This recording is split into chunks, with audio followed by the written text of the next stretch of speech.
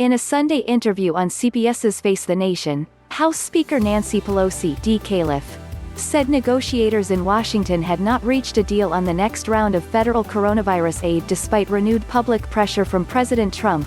With just 30 days until the election, the clock is ticking for top policymakers to come to an agreement. 2.4 million. That's how many people have been unemployed for at least 27 weeks, beyond the expiration of traditional state unemployment benefits. According to Labor Department data released Friday, another 4.9 million people are headed for that threshold, the government's definition of long-term joblessness, over the next 9 weeks. The discouraging data underscores the urgency with which millions of people in the United States are watching to see whether Congress will pass more emergency aid measures, especially in the form of supplemental unemployment benefits. House Democrats passed their original proposal for the second major round of federal coronavirus aid, the $3.4 trillion HEROES Act, in May.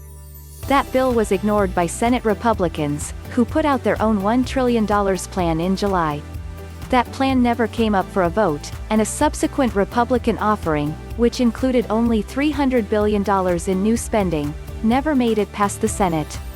After the Democratic-controlled House released and eventually passed a revised version of the HEROES Act worth $2.2 trillion last week, Mnuchin presented Pelosi with a $1.6 trillion counter-offer from the White House, which included another round of $1,200 stimulus checks, $75 billion in funding for virus testing and tracing, $250 billion in state and local aid, about half of what Democrats want, and $400 in weekly federal unemployment benefits. Democrats want $600 through the end of the year. As talks between Mnuchin and Pelosi progressed this week, the major issues still outstanding are new federal aid for state and local governments, which was the subject of a Thursday call between the top negotiators and Federal Reserve Chair Jerome Powell, Politico reported, and enhanced federal unemployment benefits. Divisions between Democrats and the White House over certain tax provisions, including changes to the child income tax credit and the earned income tax credit, are also holding up negotiations. Trump has remained largely absent from the fraught negotiations over the size and scope of the next bill, preferring instead to allow Mnuchin and Meadows to represent his administration's interests.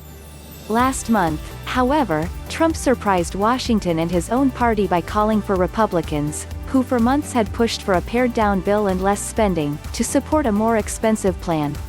Stimulus update: after lackluster jobs report and Trump's COVID-19 bombshell, Pelosi signals a deal is still possible. Forbes: House passes $2.